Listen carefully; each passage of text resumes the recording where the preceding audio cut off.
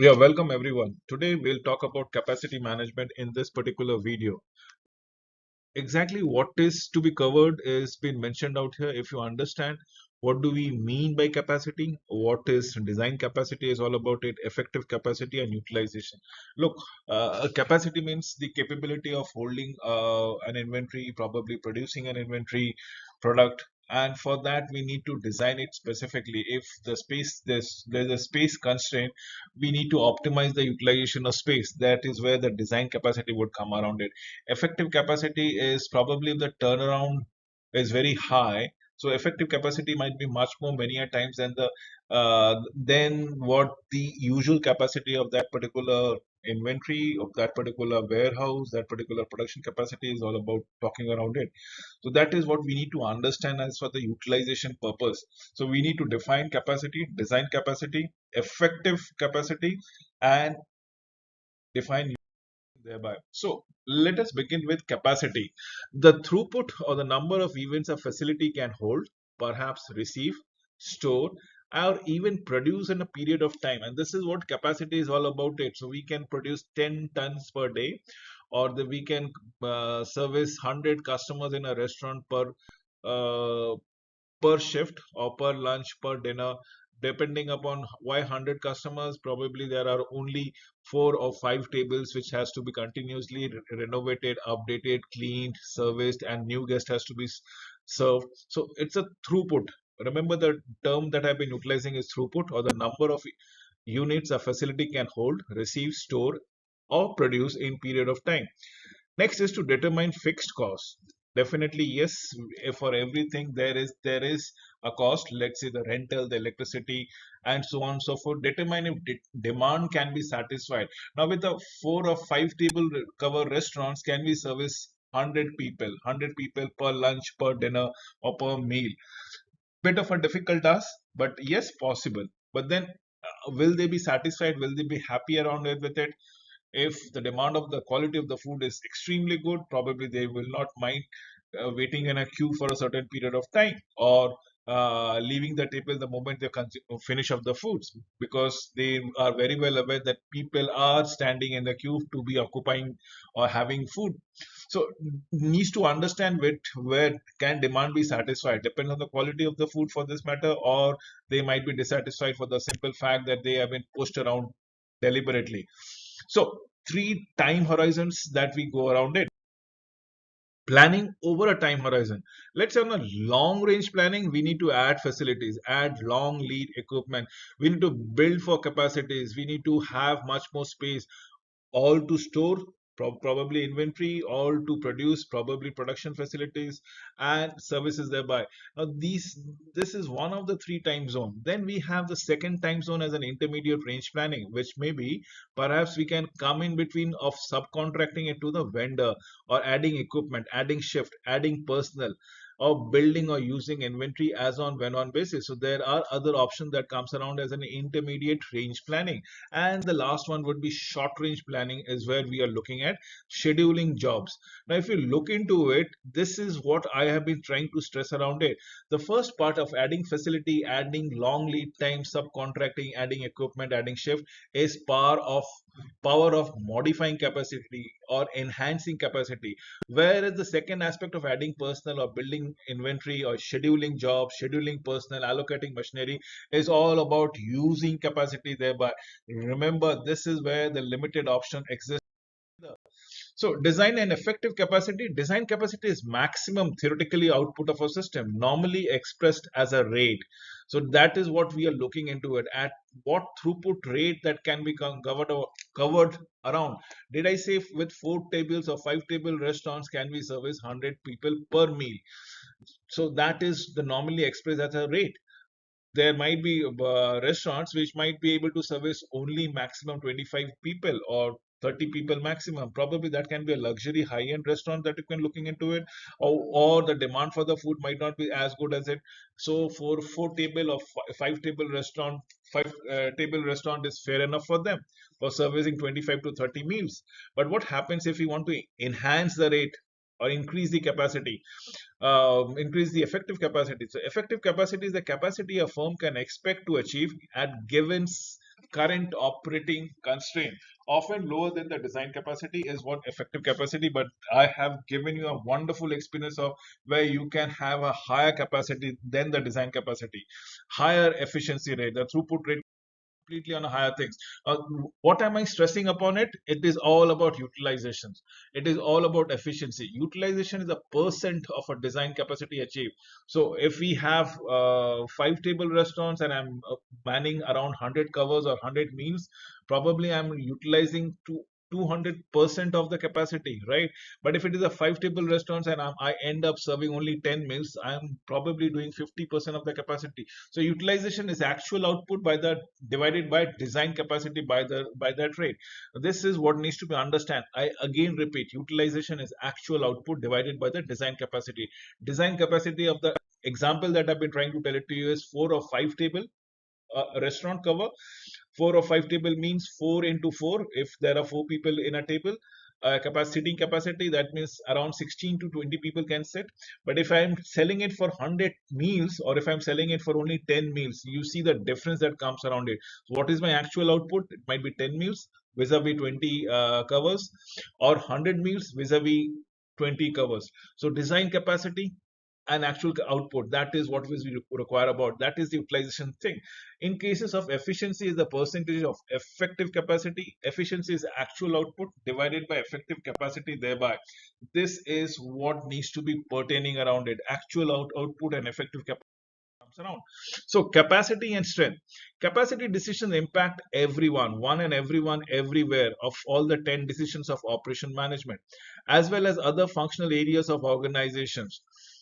This is one thing that needs to be understood by each one of us. Capacity decisions may be integrated into the organization missions and strategy. Yes, we are interested in the operation management, operation aspect of the functional area. Now, capacity decision can enhance the productivity of the firm thereby.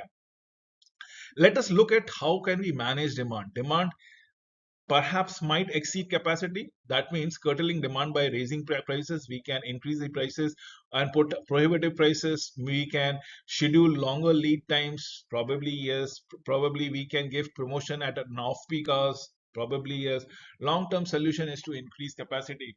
So these are the short-term things that I've been trying to tell it to you. But in case if you're looking at a long-term aspects, it is basically means to increase capacity. Capacity exceeds demand. That means we are stimulating market, or probably product changes has to be taken care of. So we have enough capacity, but there are not enough demand as such. So what do? We create a sense of urgency, sense of requirement in the mind of the customers. So stimulate the market or product changes, or probably skew our product to the requirement of the market, adjust to the seasonal demand, produce product with complementary demand pattern, as in we need to move along with the seasons or demand that comes around it. Probably if you are continuing with the food and beverage industry, we need to sell more and more of ice cream during the summer season, which might be curtailed in the winter season. We might shift into different kind of dessert for the winter altogether. Let us go for economies and diseconomies of scales. Now, if you look into a number of rooms as far as a motel is concerned, an average unit cost. So if you look out here, we see there is a 25 room roadside motel that comes around it. And what is it? Here is a break even point. This is the lowest point where the break even point comes around it. Similarly, for a 50 side road metal, it would be the break even point is at the lowest of the things. The economies of scale would say so. And for a 25 room 75 room hotel, this is your break even point, the lowest point of it. So what do we look into it? What does it means? It means if we exceed the capacity, it is not becoming very rational or economically profitable for us for a 25 roadside hotels. Similarly, for 50 room roadside hotels, so that means we will be hiring more helping hands, we'll be hiring more requirement, more linens, more cutleries, more crockeries. It upsets your routine altogether. So we need to understand where we are good at it. So we might be good enough for a 25 room hotels, only 25 might be the break even point. We can sell it a little bit extra. Let's say we can sell 27, 28, 30 rooms in a day. Now, how can we sell 27, 28, 30 rooms in a day? Probably there might be guests who might check in and check out within the same day, and we may sell the room again. right? So that is the point that needs to be consideration. Let's look at capacity consideration. Forecast demand as accurately as possible. This is one of the key skills of a manager. Understanding technology and capacity increments then and there. Find the optimal operating levels. Volume. Build for change is what we are looking forward to it. So yes, forecasting demand accurately, understanding technology, capacity increments, find the optimal operating levels and chain. Let us understand how do we match capacity with demands. First and foremost thing, when you expect much of a crowd in your weekends, probably if it's a food and beverage industry, if we expect a lot of our pressures during a particular season, can we have more manpower out there? Can we schedule more manpower if there are no regular employees available? Can we hire some temporary helps out there? So staffing changes are required, adjusting equipment, processes, purchasing additional machinery, selling or leasing out equipment, or getting things ready beforehand, anticipating the demand. So, getting things ready, having everything in place, improving methods to increase throughput time. Throughput time is to reduce your service time from the moment you receive an orders and when you to the moment you deliver the product or services to the customer. Redesigning the product to facilitate more throughput. As I keep on saying it, we need to hire more helps. Probably we need to anticipate. We need to keep ourselves abreast with the situation. Come up with ready-made products available all thereby. So complementary demand patterns. Now, how does it goes around it? Now, complementary demand pattern is something which keeps on happening with in terms of a month. You look at it January, February, March, April, May, June, July, August, September, October, November, December. Again, it comes with January, February, March, April, May, June, July, August, September, October, November, December, and then again this continues, right? Now, what is happening around here? The demand pattern keeps on changing around. So the complementary demand patterns, it shifts, it moves ups and downs, and you will not be able to find it out during this winter season. Probably what happens, there is a higher demand.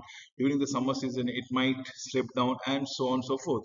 Similarly, for snowball sales, it again shifts the other way around. So probably the jet ski skills goes up, the snowball mobile sales goes down. Similarly, for jet ski scales goes down, but snowmobile sales goes up. So there is a complementary pattern that develops, and a manager must be knowing exactly what we are looking into it. So by combining this, the variation is reduced.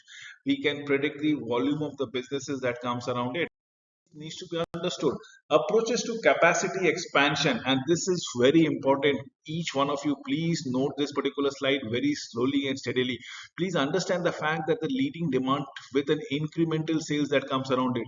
Your demand increases. See, look at the demand. What do we go for it? For incremental expansion, we need to build capacities every now and then. This is where we are looking to build upon capacity. Why? Because our expected demand are stable and it rises uniformly. What happens when the leading demand with one step expansion? That means we are building the demand. We are aware of the fact, and we are, instead of making incremental expenses, we make capital expenses one and for all. Probably it might give me a lot of bargaining power. That's one of the good things. So this is another approach to capacity expansion. Now, what happens when capacity lacks demand? So there is less demand and we have excess capacity. How do we go around it? Now, this is where the capacity is all about it. An expected demand is lagging behind. So how do we address it? Attempts to have been increase the capacity with an incremental expansions. Probably yes, we keep on building the capacities. Expected demands can lag at times, can exceed at times. Now making a balance and there. So what are the other approaches? Let's say the leading demand with incremental expansion. What is happening around here? As I have already said, incremental expansion, the expansion goes on and we are able to predict it, right? Now, since we are able to predict it, can we take one equipment, build one equipment and install it?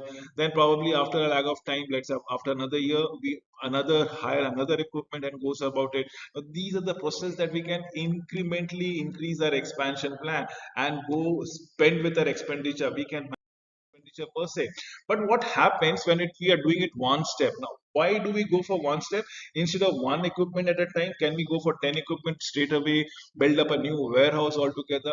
Yes, probably yes. Why not? Out here, when we go for an exactly a capital expenses, we may take a loan altogether, and we might get that loan written off over a period of time.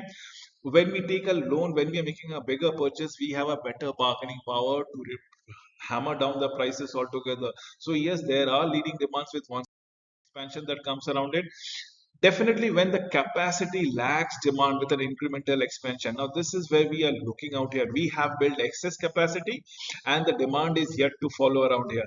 And this tells me exactly we are ahead of the curve. As an organization, we are ahead of the curve, and that comes around it. New capacity, the moment the demand exceeds, see, the moment demand exceeds this level, which is a break-even point, which is making no loss, no profit, there are no complaints, we start building our capacities altogether, and demand is yet to follow. We have built up around it, and then the demand follows us. And probably the moment we reach out here, probably again we increase the capacity.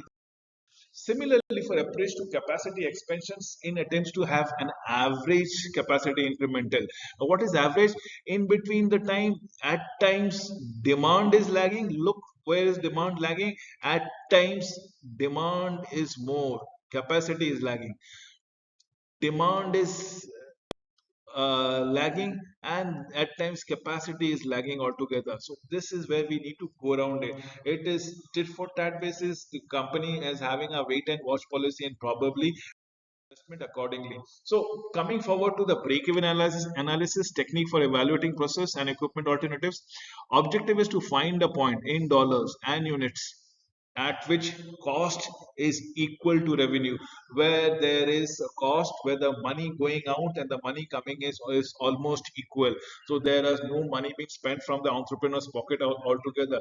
Requires estimation of the fixed cost, variable cost, revenue thereby.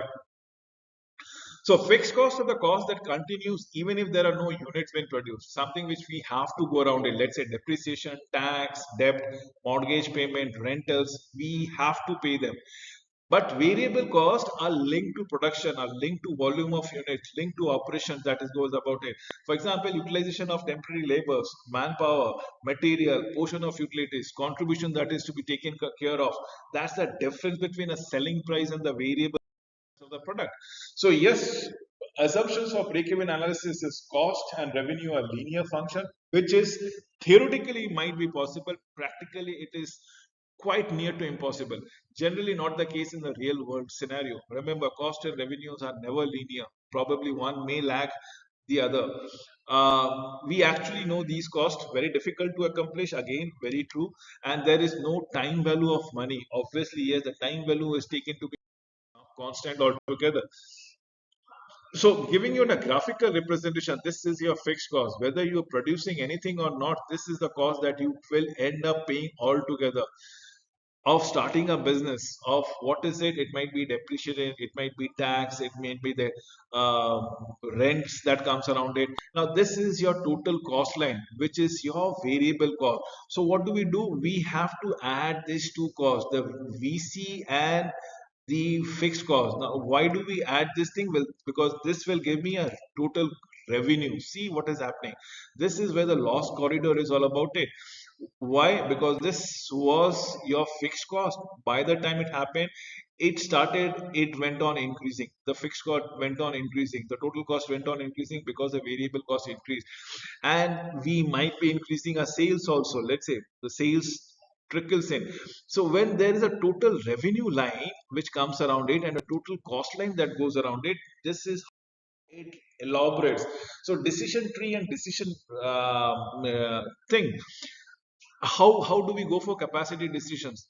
So yes, we have that variable cost, we have the fixed cost, we add it up, it becomes our total cost.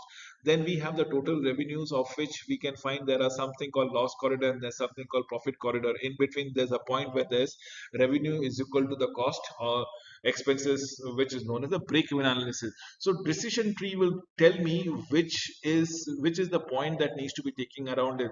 The probability of having a large point being 40% or 60% being 40% being market being favorable, market being unfavorable, it might be 60%.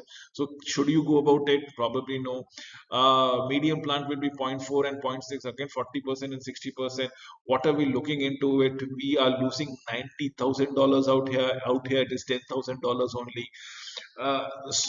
Small plant we are losing around 50%, $5,000 only, keeping the profitability matrix more or less same as a market favorable or market being unfavorable. 40 is to 60, 40 other times we are going to make profit, and 60% of the time we might not be able to make profit. So keeping this in mind, is it prudent to lose 90,000, 10,000 or $5,000?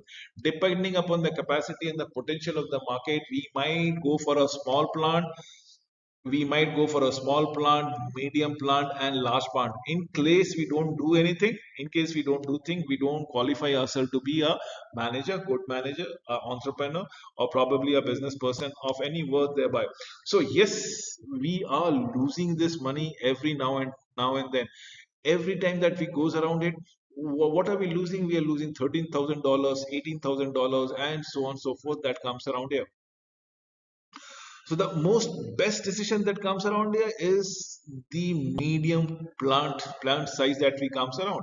Because if we look into it, see the differences, there is a wide difference that comes around. It is approximately 90,000 and 100,000. There's a difference of only 10,000. But when it comes to minus 10,000 and 60,000, the difference is 50,000. That is the exact profit that we are going to make around it, and that is what makes us much more durable and probably attracted to this, to adopt this decision tree or capacity per se.